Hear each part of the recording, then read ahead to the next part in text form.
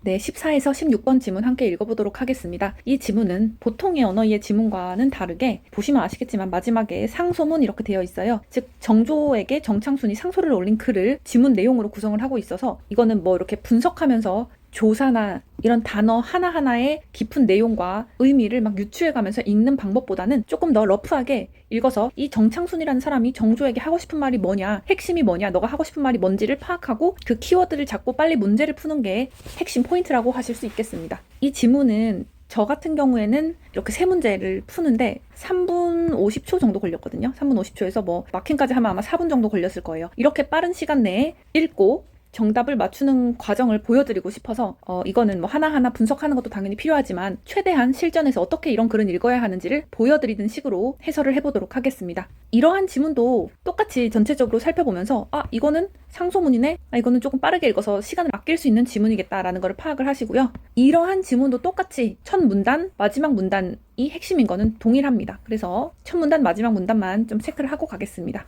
그리고 이런 지문은 시간이 없으면 첫 문단과 마지막 문단만으로도 문제가 풀립니다. 네, 실제로 풀리고요. 하지만 그렇게 읽지는 않겠습니다. 네, 함께 시작해 볼게요. 일단은 하고 싶은 말이 뭐야? 하고 싶은 말 이거를 항상 찾아야 한다는 느낌으로 읽어볼게요. 나라는 민을 근본으로 삼고 민은 재물로서 살아가니 돈 얘기? 애민하는 요체는 그래 마땅히 절용을 앞세워야 하고 무엇무엇을 앞세운다라고 하니까 절용이 중요한 것 같네. 절용을 앞세워야 하고 절용하는 실속은 소비를 줄이는 것보다 더한 것이 없다.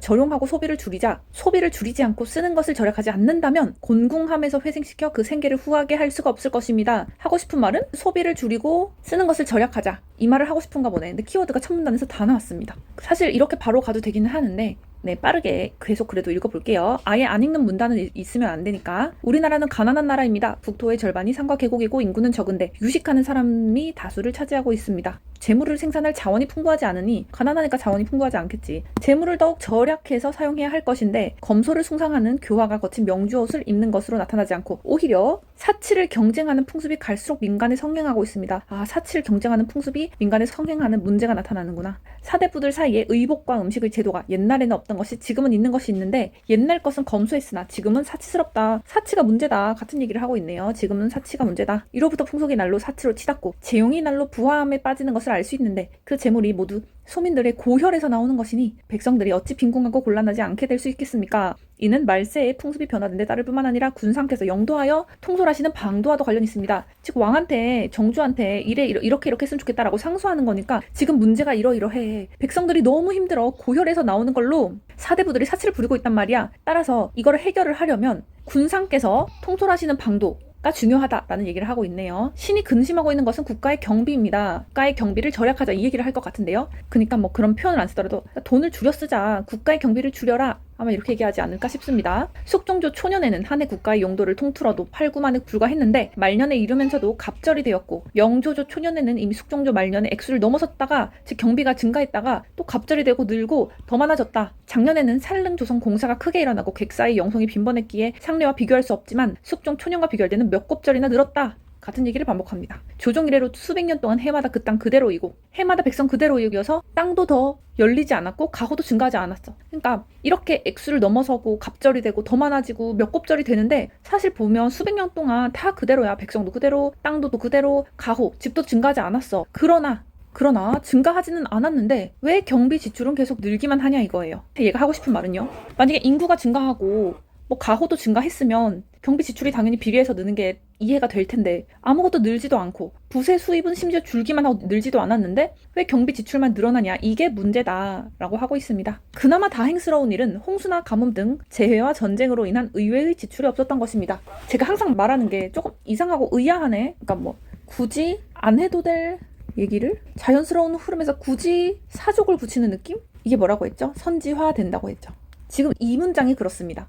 그나마 다행스러운 일은 홍수나 가뭄 등 재해와 전쟁으로 인한 의외의 지출이 없었다는 겁니다. 저는 이게 조금 사족같이 느껴지거든요. 지금 이 정창순이라고 하시는 분이 하는 얘기는 되게 일관성 있게 계속 해나가고 있거든요. 근데 갑자기 경비 지출은 늘기만 하고 줄지 않았으니까 그러니까 절용을 앞세워서 소비를 줄이고 절약합시다라고 하면 될 텐데 굳이? 그나마 다행스러운 건 홍수나 가뭄 등이 없었네요. 라고 하는 거니까 저는 이게 선택지가 될 것 같다는 느낌이 들어서 체크를 하고 넘어가도록 하겠습니다. 신이 공부를 맡은 사람이 논하는 것을 듣건대 한 해의 수입으로 반년의 용도를 지탱하지 못하고 근근히 살림살이를 이끌어 겨우 눈앞 일만을 지탱할 수 있었던 거는 단지 관서 지방의 소미와 다른 관사에 남아있던 저축 덕분이었습니다. 지금 너무너무 살림살이 이끌기 힘들어. 겨우 지탱할 수 있었던 힘은 저축 덕분이야 라고 하면서 이 사람이 앞에서 얘기를 했었죠. 저축의 중요성에 대해서. 절약하자, 저축하자라고 했으니까 저축 덕분이다, 저축하자라고 얘기를 하고 있네요. 항아리에 담아둔 물은 모두 우물 속의 물이고 잔에 따라 놓은 술은 모두 병 속의 술일 것이기에 우물이 마르면 항아리가 비게 되고 병이 기울어지면 잔이 마르게 될 게 두렵습니다. 이거 정말 비유적인 표현이죠. 국가의 재정에 대해서 저축해놓고 절용해 놓은 것을 사용을 하는데 크게 말라버린다는 건 국가의 재정이 바닥난다는 얘기를 비유적으로 하는 표현이니까 이거를 곧이곧대로 갑자기 항아리에 담아놓은 물 이러면서 이렇게 생각하시는 분들 없겠죠. 비유적인 표현이니까 가볍게 읽고 이 사람이 하고 싶은 말이 뭔지 비유까지 들면서 설명을 하는구나. 결국 절용을 앞세워서 소비를 줄이고 절약하자는 얘기를 하는구나. 이렇게 이해하시면 되겠습니다. 신이 이미 여러 차례 영해에서 천적을 겪으면서 백성들의 곤궁과 질도를 익히 목도했습니다. 매양 보면 뼛속까지 어는 추위에도 이 옷이 없고 먹을 것이 없고 울타리도 없고 거적자리도 없어.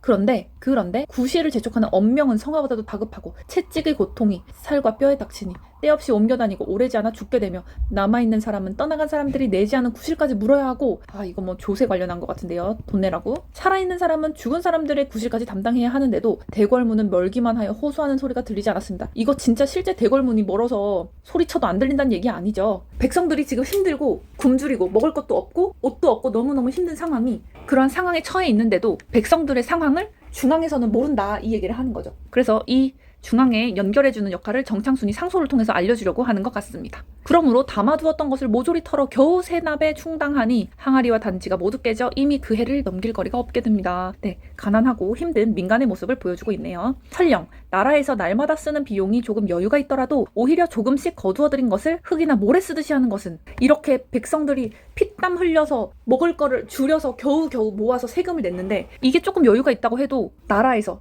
사대부들이 사치를 부리는 사람들이 그 돈을 흙이나 모래 쓰듯이 한다. 이거는 당연히 마땅치 않죠. 하물며 지금 나라 회계의 곤란이 이와 같은 지경에 이르고 소민들의 곤궁과 고통이 이와 같은 때이겠습니까? 지금 진짜 심각하다. 안으로는 궁금과 밖으로는 관부들의 남용을 개혁하고 수입을 헤아려 지출을 억제하고 옛적에 3년이 되면 한 해의 것이 남도록 저축하던 일을 법으로 삼는다면 사치하는 풍습이 고쳐지고 절약한 효과로 백성들이 공궁에서 회복될 수 있을 것입니다. 마지막 문단에 이 정창순 씨가 하고 싶은 말이 나옵니다. 남용을 개혁하고 지출을 억제하고 저축을 하는 것을 법으로 삼는다면 사치하는 풍습을 고치고 절약한 효과로서 백성들이 다시 공궁에서 회복돼서 어느 정도 살기 좋은 나라가 될 것이다 라고 얘기를 하고 있습니다. 네, 제가 첫 문단과 마지막 문단이 이러한 지문도 역시나 중요하다고 말씀을 드린 게 볼까요? 첫 문단에서 왜 절용을 앞세우고 소비를 줄이고 절약하자라고 했죠? 마지막 문단에 한 번 더 말해줍니다. 남용하는 거 개혁하고 지출을 억제하고 절용을 해서 저축을 하자, 절약하자라고 해서 똑같은 얘기를 하고 있거든요. 문제가 풀리는지 한번 보겠습니다. 사실 제가 이거를 함께 쭈르륵 같이 읽으면서 왔지만 진짜 빠르게 읽었습니다.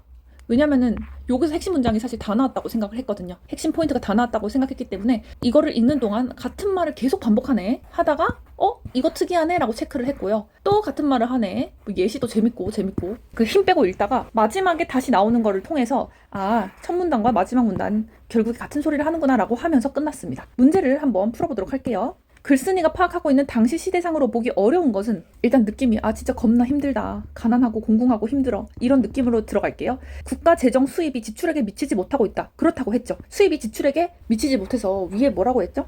한 해의 수입으로 반년의 용도를 지탱하지 못하고 또 근근하게 살림살이를 이끌어서 눈앞의 일만을 지탱하고 결국에는 전에 남아있던 저축 덕분에 버텼다 이 얘기를 했잖아요. 즉 수입이 지출에게 미치지 못하고 있다. 맞는 설명입니다. 두 번째, 잦은 천재지변으로 백성들의 삶이 피폐해 있다. 네, 제가 이거 이상해. 이거 갑자기 사족같이 굳이 안 해도 될 얘기를 하네. 이거 나올 것 같아 라고 했습니다. 문제 볼까요? 지금 그나마 다행스러운 일은 자연재해로 인한 의외의 지출이 없었다. 잦은 천재지변으로 백성들의 삶이 피폐해져 있다? 네, 이게 아니죠. 그나마 다행스러운 일은 홍수나 가뭄 등과 같은 재해가 없어서 의외의 지출이 없었다라고 했잖아요. 이게 바로 정답으로 나오고 있습니다. 정답은 2번이고요. 그러니까 지문을 읽을 때 이미 어떠한 문제와 어떤 선택지가 나올지 충분히 예측이 되고 확실하게 정답을 뽑고 그럼 나머지 선택지 안 보고 넘어가도 되겠죠. 네, 나머지 선택지는 솔직히 쉬워서 그냥 넘어가도록 하겠습니다. 위 글의 내용으로 미루어 볼 때 글쓴이가 제안했을 것 만한 것이라고 보기 어려운 것은 정창순 씨가 제안했을 만한 것이라고 보기 어려운 거는요. 사치풍속 당연히 금하자. 좋죠. 어사를 파견하여 백성의 처지를 살피자. 네, 너무 좋습니다. 일단 창소를 쓴 정창순 씨는 일단 백성의 처지를 충분히 알고 이 개선시켜주기 위해서 마음을 다하는 사람인 건 충분히 아시겠죠. 그래서 이제 임금에게도 또 사대부들한테 손가락질을 받을지라도 할 말은 해야겠다. 백성의 공공한 삶을 조금이라도 더 회복시키기 위해서 이렇게 진심을 다해서 일하는 그런 분이라는 걸 아실 수 있겠죠. 네, 세 번째, 확보된 재정으로 국가 사업을 일으키소서. 네, 3번이죠. 너무 쉽네요. 지출 금하세요. 비축량 저축 많이 하세요. 라고 하고 있습니다. 보기는 필자가 위 글을 비판한다고 할 때 가장 적절한 것은입니다. 보기의 필자가, 이거를 쓴 필자가 위 글을 비판한다고 했습니다. 우리나라는 검소함 때문에 쇠약해졌다. 네, 끝났습니다. 지금 위 글은 검소하게 지내자, 절약하자, 저축하자, 그래야 백성들이 회복이 될 거야 라고 하는데, 이 보기의 필자는 검소함 때문에 쇠약해졌다라고 하니까 하려고 하는 말이 뭘까요? 저축하지 말고 절약하지 말고 소비를 신장시켜야지 우리나라가 살 거야 라고 할 겁니다. 선택지를 보시면 소비 증가가 생산 증가로 이어지는 법인데, 허비를 줄인다며 소비를 억제하면, 지금 정창순이 말하는 것처럼 소비를 억제하면 잘못이야. 그리고 생산도 늘어나지 않아서 남들이 부강해지더라도 우리는 계속 가난해질 거야 라고 해서 정답은 4번입니다. 근데 물론 읽으면, 이 내용을 쭉 읽으시면 여기서 예측했던 소비가 중요하다라는 생각이 조금 더 확실하게 강화가 되겠죠. 근데 결국에 하고 싶은 말은 이거였거든요. 아니면 우리나라는 검소함 때문에 쇠약해졌다라고 하니까 검소하지 말자, 돈 좀 쓰자, 소비하자라는 내용이겠네? 하고 따라락 대각선으로 읽고, 그러니 남들이 부강해질수록 가난해지는 거다 라고 하니까 소비를 해야 우리나라가 부강해질 거다 라고 하고, 네, 키포인트가 들어간 소비 4번을 딱 보고 선택해 주시면 됩니다. 나머지 읽을 필요도 없죠. 네, 그래서 저는 이 지문이 4분도 안 걸렸던 겁니다. 문제까지 푸는데요. 충분히 이러한 지문에서 하고 싶은 말이 뭔지 키포인트를 찾아서 빠르게 읽다가 이거 선택지화 될 수 있는 건 바로바로 체크해서 문제로 연결을 시키고요. 키워드를 잘 잡았다면 이 문제들도 너무 쉽게 푸실 수 있을 것 같습니다. 네, 이런 지문에서 시간을 아껴야 기술 지문이나 과학 지문에서 조금 더 시간을 잘 안배를 해서 전체적인 정답률과 성적을 올리시는데 도움이 될 것 같습니다. 네, 그러면 그 다음 지문에서 만나도록 할게요.